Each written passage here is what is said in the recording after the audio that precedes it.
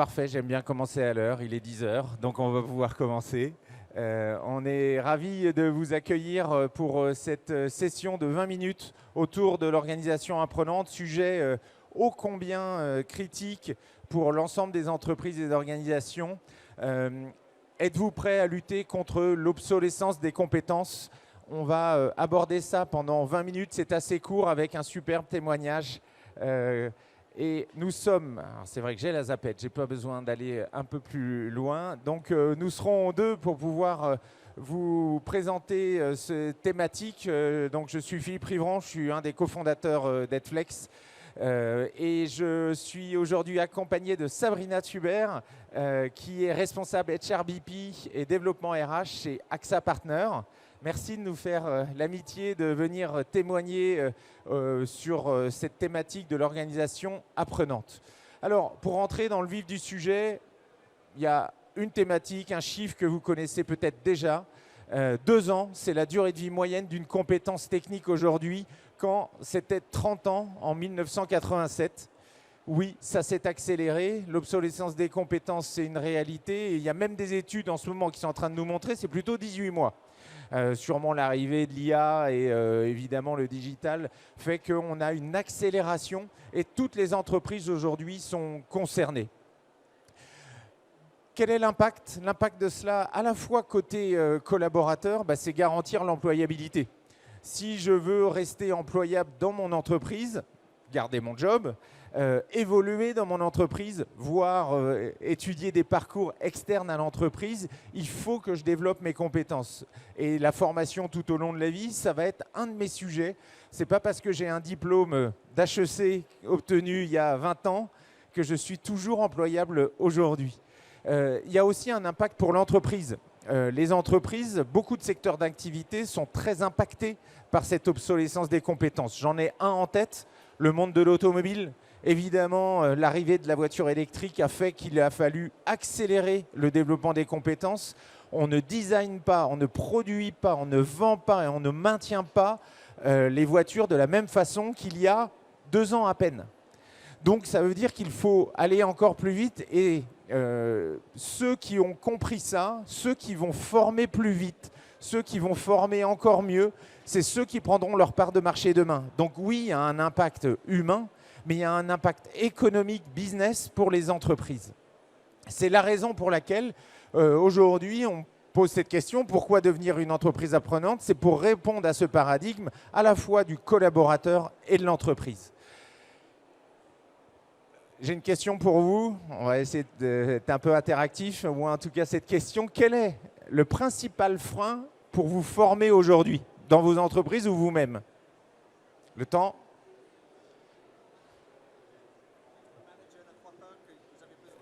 Le manager ne comprend pas qu'on a besoin, ça c'est souvent un sujet. L'envie? Alors le premier frein, c'est la première réponse, c'est le temps. Le temps, ça veut dire vous discutez avec des managers, vous discutez avec des collaborateurs, vous discutez avec des commerciaux. Si vous avez des commerciaux, la première réponse, c'est « j'ai pas vraiment le temps ». Alors, du coup, il faut faire quoi? Il faut multiplier les occasions de se former. C'est la clé. Si on multiplie les occasions de se former, on va pouvoir commencer à créer une organisation apprenante. Chez Edflex, on a répondu à ça d'une manière assez simple, c'est qu'on a ce qu'on appelle les contenus de formation, des contenus à la fois open source, des catalogues de contenus sur étagère, etc. Et on va, grâce à une technologie, sélectionner le meilleur des contenus pour pouvoir les pousser dans les outils du quotidien. Et les outils du quotidien, même si j'ai plein d'amis qui ont autour ici, que sont les LMS, les Learning Management Systems. Des fois, l'outil du quotidien, ce n'est pas le LMS. Des fois, c'est Teams, souvent d'ailleurs. Des fois, ça peut être en Chine, c'est WeChat, l'outil du quotidien. Ça peut être évidemment Google ou Microsoft Edge. Donc, il faut pouvoir pousser ces contenus dans les outils de l'entreprise et les outils aussi du collaborateur. Donc, cette solution unique de curation de contenu va permettre de multiplier les occasions de se former.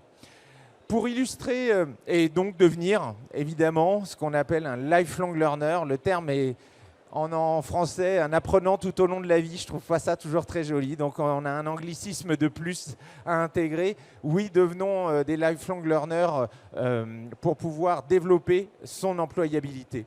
Je vais passer la main à Sabrina qui va peut-être se présenter et puis nous présenter AXA Partner parce que vous avez mis en place au sein d'AXA Partner une vraie stratégie pour devenir une organisation apprenante. Merci Philippe. Je vais prendre aussi le... Ouais. Donc, bonjour à tout le monde. Moi, je suis en effet Sabrina Thubert. Je travaille au sein du groupe AXA. Très rapidement, au sein du groupe AXA, on a plusieurs entités. Donc moi, je représente AXA Partners, qui est une entité transverse du groupe AXA, qui fait du B2B2C, c'est-à-dire que nous, nos clients, c'est des partenaires, et on s'adresse à leurs clients. On va être sur le métier de l'assistance. Typiquement, vous tombez en panne, vous avez besoin de téléphoner à votre assisteur pour vous dépanner, donc ça va être des métiers comme ça. Ou bien aussi sur le métier de l'assurance emprunteur. Donc vous faites un prêt immobilier, voilà, vous avez besoin après d'avoir aussi une assurance. Du coup, de par notre activité, on va être sur des métiers hyper spécifiques. Typiquement, on va avoir une direction médicale avec des médecins, des infirmiers. On va aussi avoir des chargés d'assistance qui répondent en fait aux clients et qui doivent comprendre immédiatement la situation dans laquelle le client se trouve, qui est souvent une situation de stress, une situation d'urgence. Décrypter les contrats, les garanties pour pouvoir ensuite adapter la réponse et la prise en charge la plus adaptée en fait. Et donc là vous voyez des chiffres clés. Donc AXA Partners, c'est 9000 collaborateurs qui sont répartis partout dans le monde. On a 113 nationalités différentes. Et en termes de chiffre d'affaires, ça représente 3,3 milliards d'euros en 2022. Alors, en termes de formation, c'était quoi notre ambition? C'est quoi notre ambition? En fait, elle repose sur 3 piliers.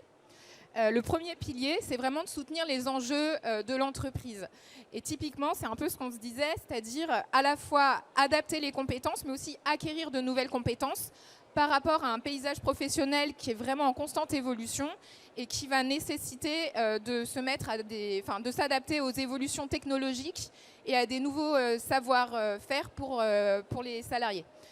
Un exemple, on a eu le chat santé qui a été lancé en 2021. C'est une autre manière d'interagir avec nos clients et donc ça veut dire que pour les chargés d'assistance, il a fallu développer une compétence de chat parce que ce n'est pas la même chose que d'être au téléphone avec un client. Donc, un exemple. Deuxième pilier, c'est de marketer notre offre parce qu'en fait, il faut aussi que tout le monde comprenne bien tout ce dont on a accès en termes de formation. Et donc, c'est essentiel, d'identifier les besoins de nos collaborateurs, mais aussi de communiquer. Et donc, on travaille étroitement avec la communication interne de façon à ce que ce soit intégré dans la stratégie de communication interne pour sensibiliser tout le monde au fait que chacun est acteur de sa formation, de son développement, qu'on attend ça d'eux en fait, et qu'ils ont accès à toute une offre.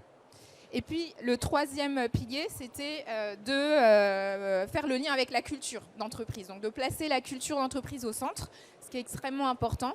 Donc justement, de voir comment est-ce qu'on fait en sorte que tout le monde apprend, de développer le concept d'entreprise apprenante, d'aller vers de nouveaux modes d'apprentissage. Donc nous, on était intéressés aussi de voir comment on se diversifie, comment justement on fait avec cette contrainte de temps aussi, comment on propose différents formats qui peuvent parler au plus grand nombre.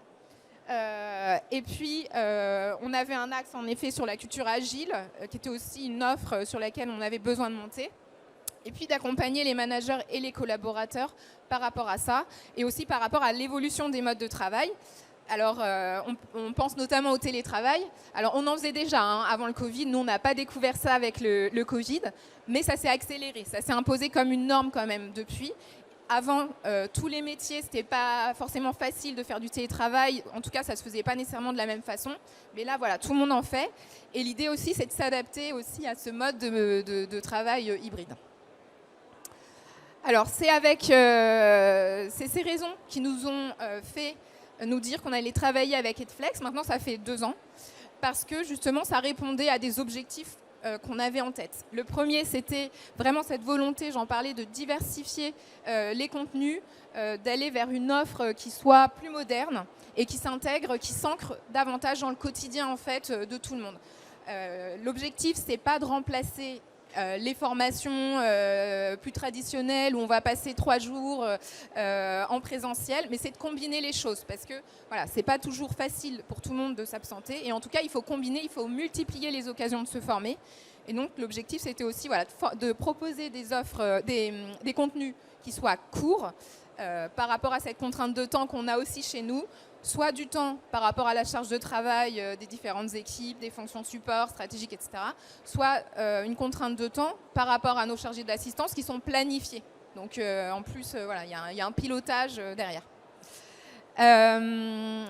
L'autre objectif, c'était aussi de diffuser des parcours qui sont spécifiques à AXA, qu'on a développé en interne, mais aussi qu'on voulait construire. Donc, l'avantage avec Headflex, c'est qu'on peut construire des playlists, en fait, des parcours pour aller sur une même thématique. Un exemple, nous, de plus en plus de managers, enfin, tous les managers sont de plus en plus impliqués dans les processus de recrutement. C'est essentiel. Et donc, on a construit un parcours du manager recruteur pour le former, parce qu'il y avait besoin en fait d'acquérir plus de notions sur le recrutement pour les managers, pour éviter les discriminations, pour être inclusif dans le mode de recrutement, etc. Donc ça, on a pu, comme ça, construire un parcours spécifique. Et puis, d'avoir une offre plus complète, mais en même temps, qui ne complexifie pas notre écosystème. Alors ça, c'est un enjeu, parce que on a un écosystème de formation puisqu'on travaille avec une LMS, une plateforme LMS qui est Cornerstone. On a également SharePoint et Teams pour communiquer en interne. On a également tout un plan de formation qu'on déploie. Et puis, on a également des catalogues d'e-learning. Donc, l'objectif, c'était de diversifier les contenus, mais quand même de garder une navigation simple pour l'utilisateur. Et donc, on a pu arriver à ça. Alors, après, je disais, voilà, 2 ans, voilà les chiffres. Donc, le taux d'activation, le taux d'utilisation en fait, de la plateforme par nos collaborateurs, il est de plus de 50%. Donc, vous voyez, c'est presque 58%. On est plutôt satisfait de ce taux. Et en effet, hein, on peut comparer avec d'autres clients de Headflex qui vont être plutôt à 30%. Donc, on est plutôt pas mal. Après, nous, on ne se satisfait pas de ce taux. On veut aller plus loin. Donc, on continue de travailler sur l'animation, sur la communication auprès de tout le monde pour aller plus loin et continuer justement d'ancrer ces pratiques. L'enjeu, c'est aussi la diversité des contenus, on en a parlé. Et donc, ce qui est intéressant, quand on voit, c'est que on a à peu près 46% qui sont des articles. Alors, c'est aussi parce que on a des formations obligatoires qui vont être taguées comme articles. Mais ce qu'on voit, c'est quand même 80% des contenus consommés sont hors formation obligatoire. Donc souvent, on vient sur la plateforme parce qu'on a une formation obligatoire à faire. C'est un prérequis du groupe AXA. Et puis, on découvre la plateforme, on y revient, on y reste, on découvre le catalogue. Et nous, ce qu'on a découvert, c'est qu'on a donc les vidéos qui sont plébiscitées et les podcasts. Alors, les podcasts, c'était vraiment une découverte parce que le taux est plus fort que sur le reste des clients. Et donc, nous, ça a été aussi une découverte de nous dire, bah tiens, c'est un contenu qui parle, qui est vraiment apprécié de nos collaborateurs. Donc ça, c'était aussi intéressant pour nous. Et puis, bah, en termes de contenu, de catalogue qu'on a pu mettre en place, donc, comme je le disais, il y a plusieurs niveaux. Hein. Donc, toute la partie formation obligatoire qui vont être des prérequis. On a aussi travaillé sur des formations qui vont être spécifiques à certaines populations, typiquement les managers, j'en ai parlé sur le management inclusif, mais aussi le management hybride dans le contexte de télétravail, par exemple. Et puis des offres de formation qui vont être accessibles, pour le coup, à tout le monde, en fait, au plus grand nombre. Et typiquement, on voit que les thématiques qui vont être souvent appréciées, ça va être autour de la bureautique qui reste toujours hyper clé. Et puis, tout ce qui est lié autour de la déconnexion, de la gestion de son temps. Voilà, c'est quand même une contrainte aussi. Alors, je vais repasser la main, mais je pense qu'il me manque une slide. Mais ce que je voulais dire aussi, c'est que ce qui est important en termes de culture d'entreprise qu'on a pu mettre en place, aussi dans le cadre du télétravail, c'est des chartes d'équipe. Donc en fait, on a travaillé sur des chartes d'équipe au sein de l'entreprise pour voir comment on fonctionne en hybride, sur les temps de présence collectifs, etc. Et en fait, ce qui était intéressant, c'est que collectivement, on a décidé que le vendredi après-midi, c'était un moment qui était, si possible, sans réunion. Et dans certaines équipes, ils ont été plus loin. Ils ont aussi décidé que c'était un moment qui était propice pour la formation. Et donc ça, c'est super parce qu'en fait, c'est un moment qui va être soit pour de la formation individuelle, soit pour de la formation collective. Et donc, on voit des équipes comme ça qui vont se former ensemble sur des contenus qu'ils ont choisis, qui vont en parler. Et donc, on voit que c'est souvent dans ces équipes qu'il y a le plus de bonnes pratiques en termes d'apprentissage et où on voit vraiment des choses qui bougent. Et ça, pour nous, c'est vraiment une bonne chose. Et la deuxième clé aussi pour l'organisation apprenante, je dirais, c'est l'exemplarité du leadership. Donc, on a organisé typiquement cette année une Learning Week, donc c'est une semaine sur le développement des compétences. Et là, on a eu des témoignages de leaders hyper inspirants qui ont aussi parlé de leur propre parcours, comment eux, ils se forment, et qui ont été aussi très clairs sur le fait de dire, bah voilà, vraiment, on attend ça de vous. Vous êtes tous acteurs de votre propre formation, de votre propre développement. C'est à chacun de se doter des moyens aussi pour évoluer. Et c'est vrai que c'est aussi à travers ces messages qu'on arrive à changer, à faire avancer la culture et à ce que chacun se forme. Et puis, on le rythme aussi à travers différents événements tout au long de l'année. Voilà. Merci Sabrina pour ce témoignage qui est vraiment intéressant parce qu'on se rend compte qu'il y a besoin de plusieurs éléments évidemment, mais de deux éléments qui me font ressentir. C'est il faut organiser le temps. Organiser le temps des collaborateurs pour qu'ils puissent aller se former, puisqu'on l'a dit, le premier frein, c'est le temps. Donc, la Learning Week, les Fridays, chez Edflex, on essaye d'être les cordonniers les mieux chaussés, puisqu'on a, nous, le Friday Learning, 30 minutes, tous les vendredis, tous ensemble, toute l'entreprise s'arrête pour se former pendant 30 minutes. Et c'est une fois par mois, c'est une thématique qui est poussée par le département RH chez nous, et le reste du temps, ce sont des contenus qui sont poussés par chaque collaborateur en fonction d'un podcast qu'ils ont pu voir, etc. Donc, il faut dédier du temps. Et le deuxième élément, c'est vrai que le management, c'est certainement la clé. Il faut que depuis le top management jusqu'au middle management, on puisse avoir une conviction que la formation, ce n'est pas juste un coût, mais bien un investissement qui va avoir un impact sur mes collaborateurs et sur mon business. Alors, on a essayé de dresser une petite checklist pour devenir une organisation apprenante en 5 points. Le premier, c'est un petit peu ce que je disais, c'est mettre la formation au cœur des discussions, avoir une vraie stratégie, des convictions portées par la direction générale. C'est vrai qu'il faut avoir des gens qui soient convaincus. Et dès qu'on travaille avec des entreprises, on a la chance de travailler avec plus de 250 entreprises. C'est souvent des entreprises qui ont compris que la formation était un vrai investissement et qui est pris très au sérieux depuis la direction générale. Mais quand je le dis dans les discussions, les managers de proximité, ils ont souvent des weekly, des réunions hebdomadaires. Eh bien, il faut qu'ils puissent aussi intégrer le développement des compétences au sein de leur rituel de communication. L'intégrer justement la formation dans le quotidien des salariés, dans les rituels managériaux. Oui, si les managers ne vous parlent jamais, je pense dans la banque, si un directeur d'agence ne parle pas de formation, vous pouvez être certain qu'ils vont être concentrés sur d'autres sujets. Il y a évidemment le réglementaire. Dans le monde de l'assurance, vous avez beaucoup de formations réglementaires.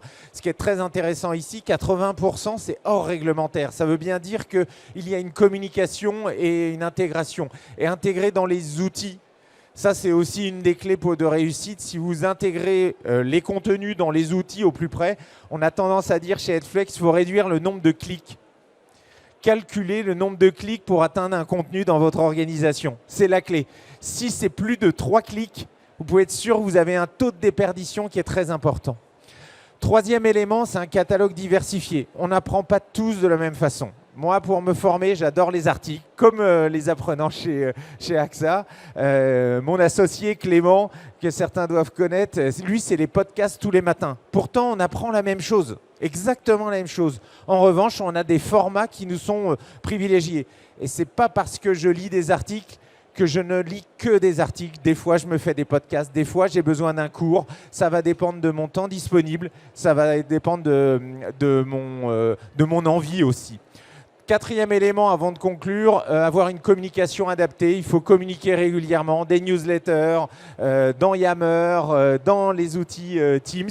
Et le dernier, évidemment, il faut piloter, tout simplement parce que si on pilote, on va pouvoir permettre de s'améliorer. On sait, quand on démarre des projets, il y a des populations qu'on va réussir à toucher plus facilement, d'autres plus difficilement. Et donc, grâce au pilotage, on va pouvoir améliorer sans cesse notre offre de formation. Pour conclure, Headflex, on est juste ici à côté. Vous voyez le panneau Headflex ici. On est une entreprise française à Paris et à Nantes. On est aujourd'hui 90 collaborateurs. On a 250 clients. Donc, si vous avez des organisations avec lesquelles vous souhaitez discuter, n'hésitez pas. On vous mettra en relation avec Sabrina, si tu nous permets de pouvoir échanger.